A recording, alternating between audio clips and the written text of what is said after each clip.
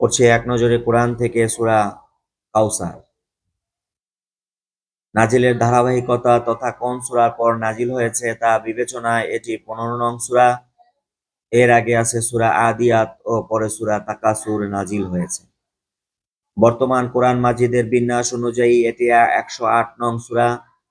এর আগে আছে সূরা মাউন ও পরে সূরা কাফিরুন। মাক্কি বা মাদানী যুগে সূরাটি নাজিল হয়েছে। আয়াত সংখ্যা ৩। মাক্কি সূরা, সূরা নং ১০৮। কাউসার মানে বিপুল কল্যাণ। নবীজির পুরো জীবন জুড়ে আল্লাহ তাআলা বিপুল কল্যাণ দিয়েছেন দুনিয়াতেও আখিরাতেও। সূরার প্রথম আয়াতে ব্যবহৃত কাউসার শব্দ থেকে সূরাটির নাম রাখা হয়েছে। রাসূল পাক সাল্লাল্লাহু আলাইহি ওয়াসাল্লাম এর উপর আল্লাহর অনুগ্রহ, নবীজির প্রতি আল্লাহর দিক নির্দেশনা, রাসূলের শত্রুর বিরুদ্ধে আল্লাহর সাহায্য। সূরাটির প্রথম আয়াতের একটি শব্দ আল কাউসার, যার অর্থ বিপুল কল্যাণ। আল্লাহ তাআলা তার রাসূলকে দুনিয়ায় বিপুল কল্যাণ দিয়েছেন, আবার পরকালেও বিপুল কল্যাণ দেবেন। অপরদিকে সূরাটি শেষ হয়েছে আল আফতাব শব্দ দিয়ে, যার অর্থ সব ধরনের কল্যাণ থেকে বিচ্ছিন্ন। অর্থাৎ যারা রাসূলের বিরোধিতা করে তারা দুনিয়া ও আখিরাতে সব ধরনের কল্যাণ থেকে দূরে থাকবে।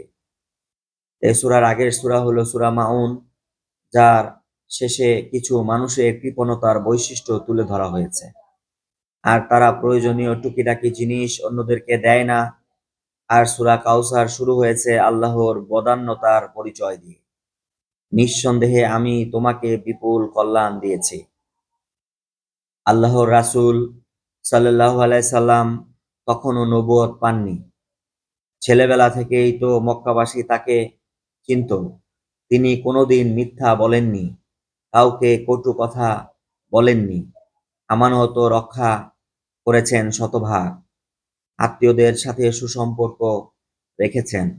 সেই জাহিলিয়াতের যুগেও তাকে সবাই আল আমিন বলে ডাকত। ৪০ বছর বয়সে আল্লাহর পক্ষ থেকে নবুয়ত পেলেন নবীজি। সকল ধরনের শিরক বাদ দিয়ে এক আল্লাহর ইবাদত করতে বললেন সবাইকে। ব্যাস, এতদিনকার সব ভালোবাসা সম্মান যেন কপুর পুরের মতো উড়ে উবে গেল এক নিমেষেই। এরপর প্রিয়তমা স্ত্রী খাদিজা রাদিয়াল্লাহু তাআলা আনহু আর মাথার উপরে ছায়ার মতো থাকা চাচা আবু তালিব, এই দুজনের মৃত্যুতে বেশ পেরেশান হয়ে গেলেন তিনি। সেই সাথে একে একে নবীজির ৩ জন ছেলে সন্তান মারা যায়। মুশরিকরা তখন ঠাট্টা করে বলতে লাগলো, এ লোক মরে গেলে তো তার নাম নেওয়ারও কেউ থাকবে না। বাস্তবে তো সে একজন শেরক কাটা লোক। আর তখনই আল্লাহর তরফ থেকে নাজিল করা হয় সূরা কাউসার। সেখানে আল্লাহ রাসূল সাল্লাল্লাহু আলাইহি সাল্লামকে বিপুল কল্যাণের সুসংবাদ দেওয়া হয়। সেই সাথে আসল শেকড় কাটাদের পরিচয়ও আল্লাহ জানিয়ে দেন সূরার শেষে।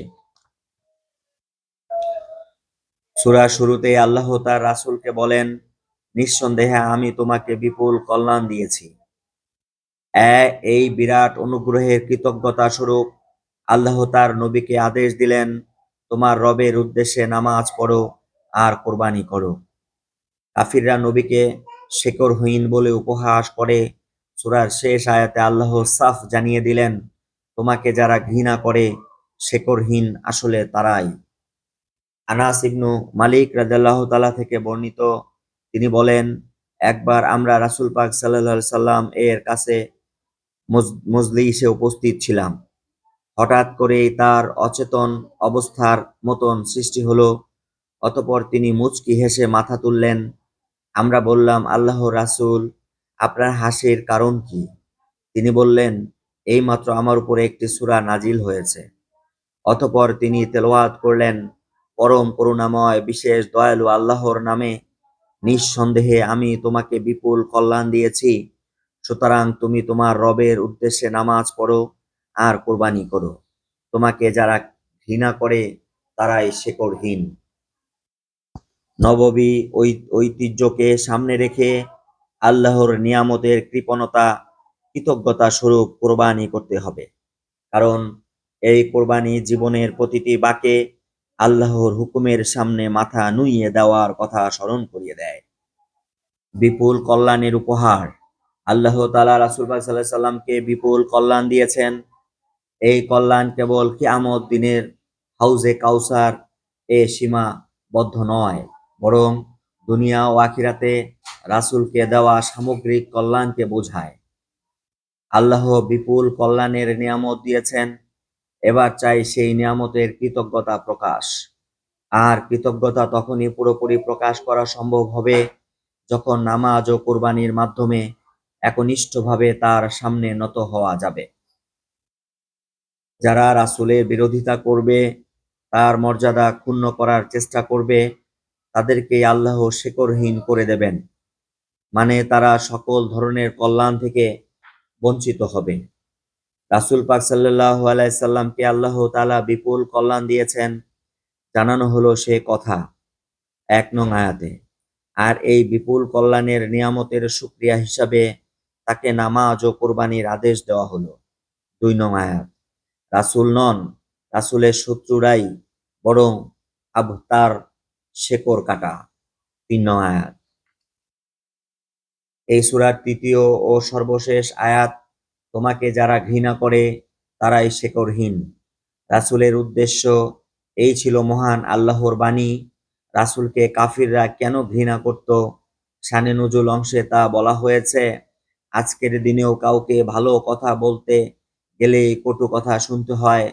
কাউকে সৎ হতে বললে, অন্যায় ছাড়তে বললে তারা ভালো উপদেশ কানে না তুলে বরং শুরু করে ব্যক্তিগত আক্রমণ। এ ধরনের দাম্ভিকদের দেখে নেওয়ার দায়িত্ব স্বয়ং আল্লাহর। এই সূরা থেকে আমরা তেমন ইঙ্গিতই পাই, সত্য বলায়, সৎ পথ দেখানোয় যারা রাসূলকে ঘৃণা করে তাদেরকে আল্লাহ শেকড়হীন করে দেবেন। এবার আমাদের শুধু ধৈর্য ধরার পালা। আল্লাহ অবশ্যই মুমিনদের সঙ্গে আছেন। তোমাকে যারা ঘৃণা করে তারাই শেকড়হীন। সুতরাং ৩ নং আয়াত থেকে বোঝা যায়, সত্যের বিরোধীদের যত শক্তিশালী মনে হোক না কেন, তারা প্রকৃতপক্ষে ক্ষণস্থায়ী। অপরদিকে যারা আল্লাহর সন্তুষ্টির পথে থাকেন, তাদের নাম থেকে যায়, অনুসারীরা শ্রদ্ধা ভরে তাদের স্মরণ করে, তাদের কর্মগুলো স্থায়ী হয়। সূরা আলাম নাশরাহতে রাসূল পাক সাল্লাল্লাহু আলাইহি সাল্লামের সম্মান বৃদ্ধির যে সুসংবাদ আল্লাহ দিয়েছেন, তার একটা অংশ মুমিনরাও পান, কারণ তারা রাসূল পাক সাল্লাল্লাহু আলাইহি সাল্লাম এর আনিত দ্বীনের উপরে দৃঢ় থাকেন।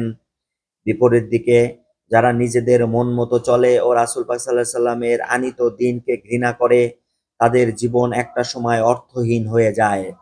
তাদের কর্মকাণ্ড সময়ের সাথে সাথে ভেসে যায় ধুলোর মতন। তাদের অনুসারীরা মৃত্যুর পরপরই তাদেরকে ভুলে যায়। জীবনে ভালো কাজ না থাকায় এক সময় বন্ধ হয়ে যায় তাদের সম্পর্কে আলাপ আলোচনা। এভাবে ধীরে ধীরে মুছে যায় তাদের সব স্মৃতি। শ্রদ্ধা ভরে তাদেরকে স্মরণ করার কেউ থাকে না। তারা হয়ে যায় সত্যিকারের শেকড়হীন।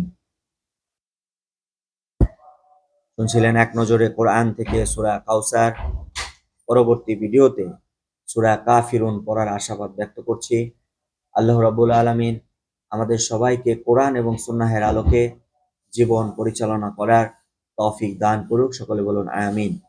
আসসালামু আলাইকুম ওয়া রাহমাতুল্লাহি ওয়া বারাকাতুহু।